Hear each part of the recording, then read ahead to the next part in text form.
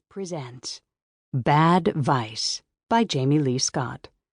Narrated by Gabra, Zackman, and Todd McLaren.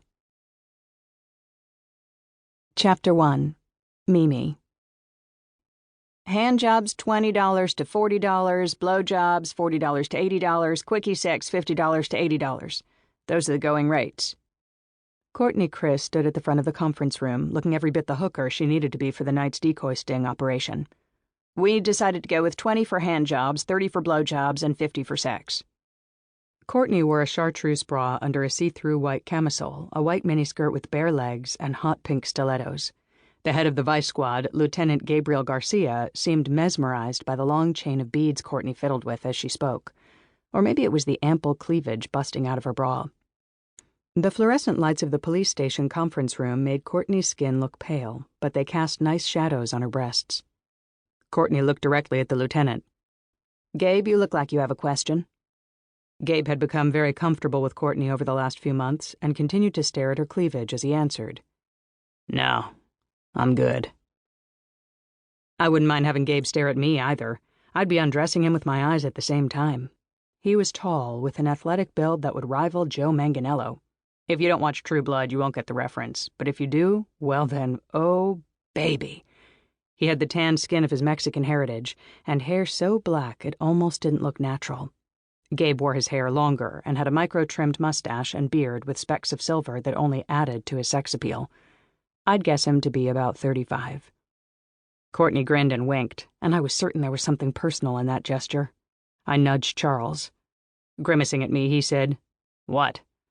"Is there something going on between Gabe and Courtney?" Charles Parks, my business partner at the Gotcha Detective Agency, smirked at me, looked up at Courtney, then back to me. "That's her story to tell." Hot damn, I knew it! At first I came to the station almost every day, then after about 2 weeks, Courtney had taken on more responsibility and started meeting with Gabe by herself. Courtney stood all of about 5'5", and Gabe may have skimmed 6 feet. I wished I was closer so I could see the look on Gabe's face when Courtney winked at him, but I stood at the back of the room, trying desperately to let her take the lead.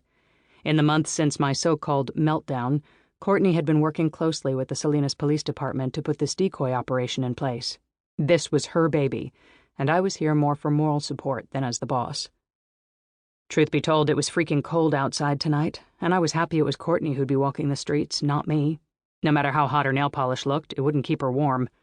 Her nails were painted neon purple, and keeping with the current fashion, her ring finger was painted in an accent color, metallic matte gold.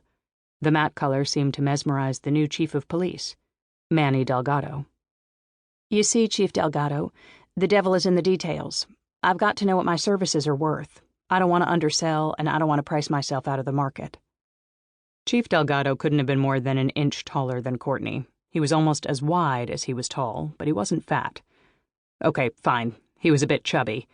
Or maybe it was the outdated double-breasted suit he wore that made him look fatter than he really was.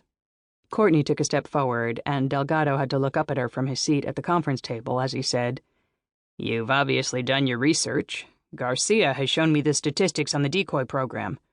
I'm impressed. You don't have to sell me." Charles whispered in my ear, "But I'd bet my left nut he'd buy her right now. He looks like he has a Woody." I choked back a laugh. Charles was right. I wasn't sure if the chief was aware he'd been adjusting himself while listening to Courtney speak, or if he was just that rude. "Seems his left nut might itch." I nodded toward Manny's crotch. Charles shook his head. Courtney had been making an obvious attempt not to look at the chief's movements as she spoke to him. I could see her concentrated effort to keep eye contact. I smiled. She'd been working for me less than a year, and she'd been able to put this project in place with the previous police chief. This meeting was to see if Delgado was interested in keeping it going. And from the looks of it, he was. Delgado had stepped up from assistant chief of police to chief when the previous chief stepped down from his position earlier in the year. The chief had cited personal reasons for departure from the police department, but there had been speculation running rampant ever since. Some said there were marital problems, others said it was drug-related.